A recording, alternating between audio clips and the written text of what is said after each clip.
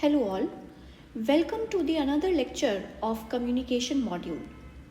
In this lecture, we will have a very brief introduction to satellite and radar communication. So what is a satellite? See, I will give you an example of satellite. Earth is a satellite. Moon is also a satellite. How Earth is satellite? Because Earth revolves around Sun in space in a well-defined path. Therefore, we are calling Earth as a satellite. Similarly, Moon revolves around Earth in a well-defined path in space. Therefore, Moon is also a satellite. So, in general, satellite is a smaller object that revolves around a larger object in space in a well-defined path. That is called a satellite. So, what is communication now? Because we are going to talk about satellite communication, so we have to combine these two words. Communication is simply, you will say, the transfer of information from transfer to receiver through a medium. And when this medium is chosen as a satellite, then this communication is satellite communication. So in general, it is very easy to understand that when the channel, or you can say the medium of communication, is satellite, that means two stations communicate to each other through a satellite, then that is the satellite communication. So let's go through it. Now in satellite communication, what happens is that we transmit, or you can say that satellite communication makes use of electromagnetic waves. Okay, so here the electromagnetic waves are used as carrier signals over which you can send your message or information. So here electromagnetic waves are used. So as we have discussed that a satellite is a smaller object that revolves around a larger object in space in a well-defined path, that is a satellite. Some history is also given in the present PPT. You can read the last point, that the Soviet Union launched the world's first artificial satellite named Sputnik 1 in 1957. Now, as we were discussing from the very first point, I gave you an example of Earth and Moon. So, satellite is of two types. One is natural, another one is artificial. So, as I have given you the example of Earth and Moon, these are natural satellites. Okay? These are natural satellites. And the artificial ones are those, like as you read earlier, that Soviet Union launched Sputnik. So Sputnik 1 in 1957. So these were artificial satellites because these are the bodies, or you can say they were launched into the space for some specific application, like for planetary research, for navigation, for TV and mobile communication, for weather monitoring, for other defense purposes. So the satellites which are launched artificially, that means which are launched by people, by human, so those are artificial satellites, and those that were naturally present in the universe, those are natural satellites. So artificial satellite examples are written here also, and you can give some more examples also, like IRS, GSAT, XINSAT, etc. So these are the artificial satellites because they were launched into the orbit for some specific purposes. Now, what are the basic elements of satellite communication? What are the basic elements of satellite communication? See, there are four basic elements of satellite communication.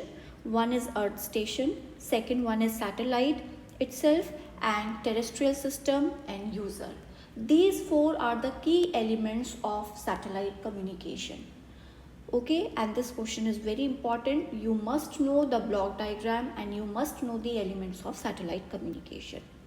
So let's have a look to the block diagram and the working principle of satellite communication. We have already named the four key elements of satellite communication, that are user, terrestrial system, Earth station and satellite itself. So this is how they are all connected. Let me give you a very simple example. For example, the cable operator.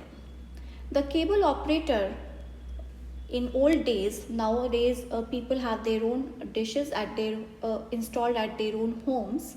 So that dish catches the connection from the satellite. So dish is the your TV dish, your Airtel dish, your Tata Sky dish, that is your earth station.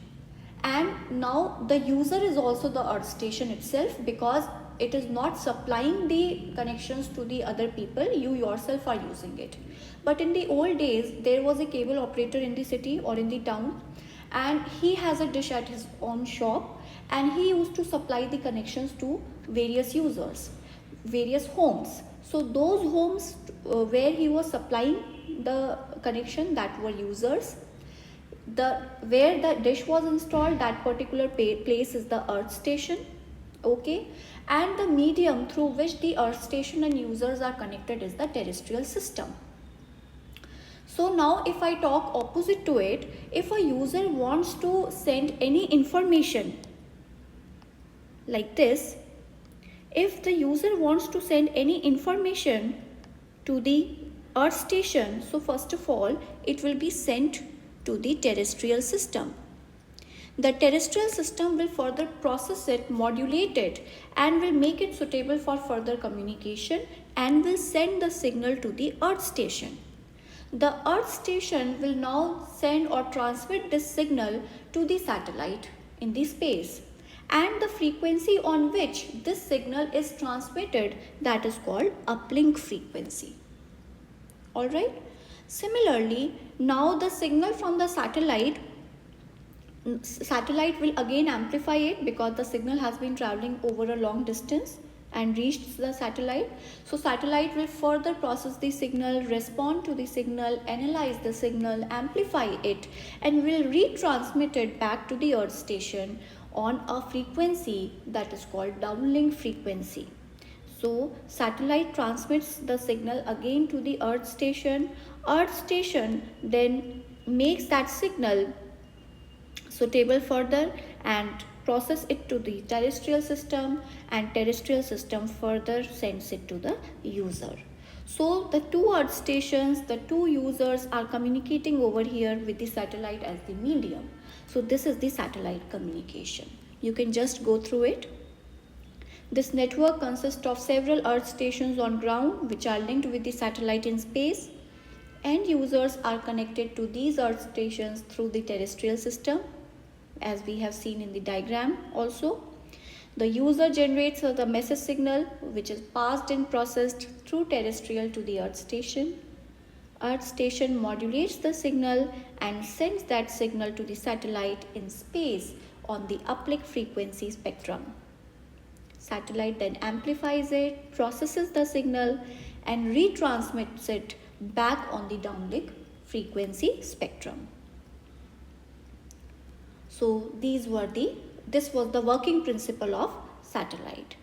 Now the frequency band for satellite communication, you can go through it.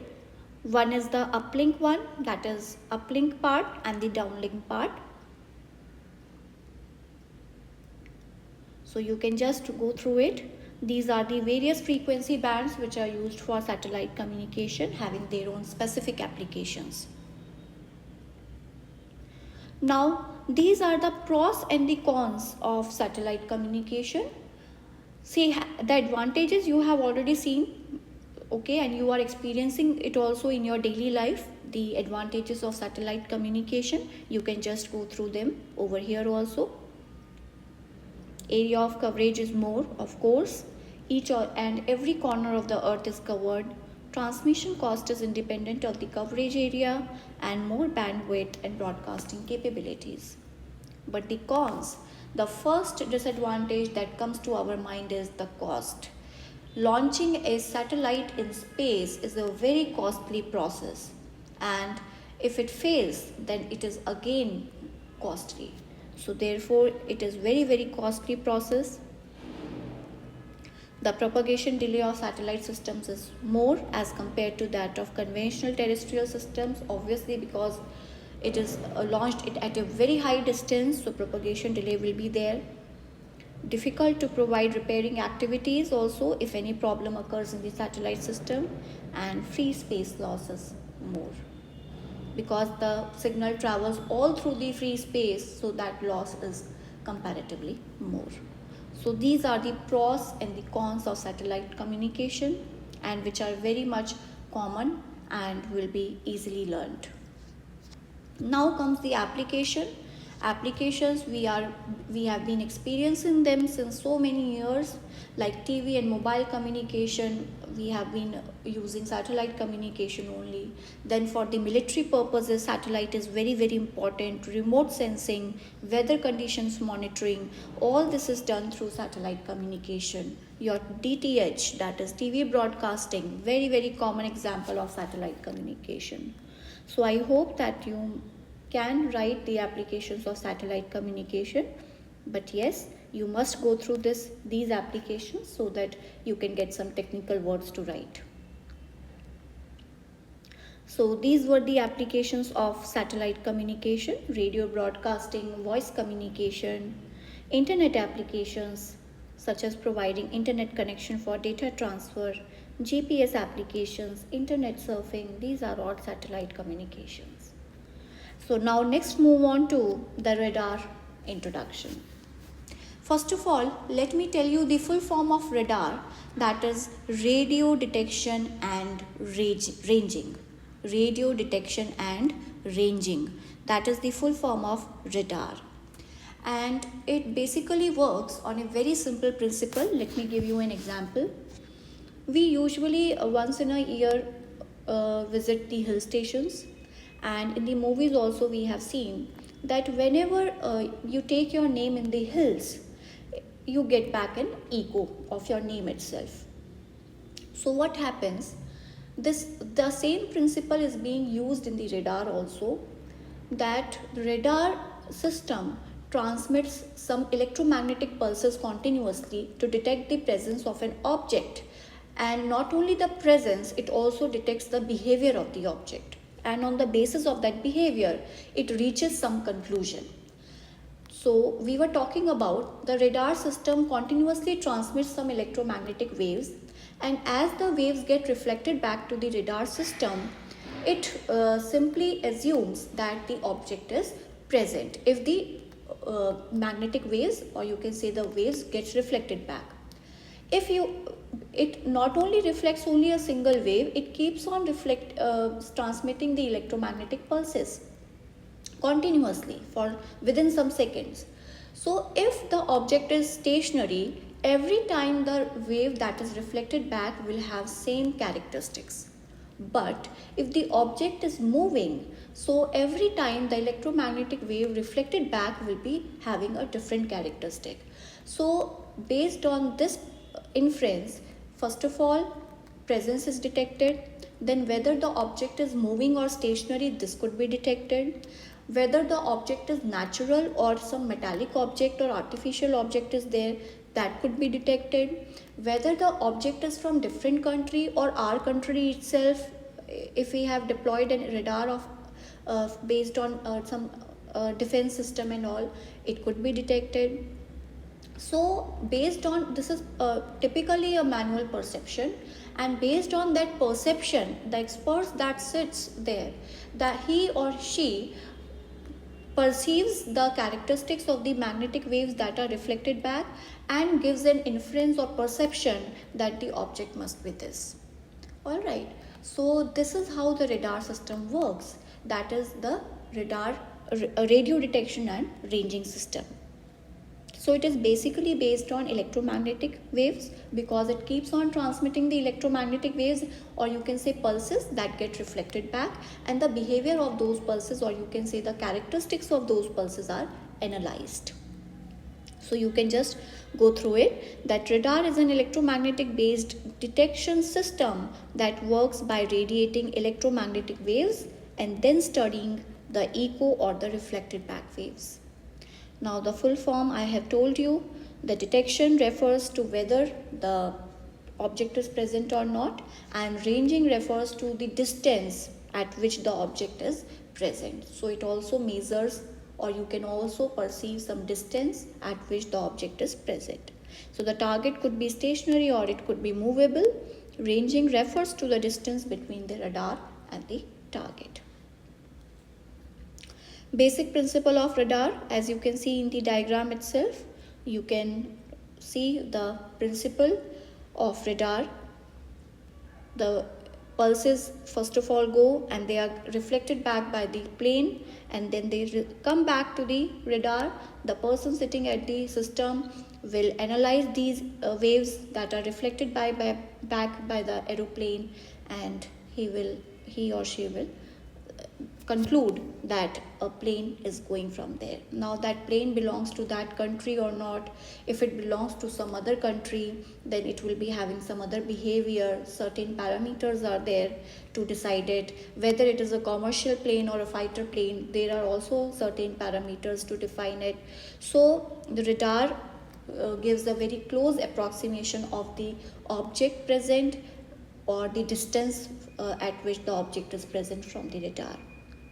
So it is mainly used in defense purposes. It is also used for other purposes in the country. Now these are the main keywords which will be used in the radar systems. You can see here the applications of radar: controlling the air traffic, ship safety, sensing the remote places, military applications, and in all these fields you can see radar is used. So I hope that this lecture might have given you a very brief overview of satellite and radar communication. So that was all. Thank you everyone.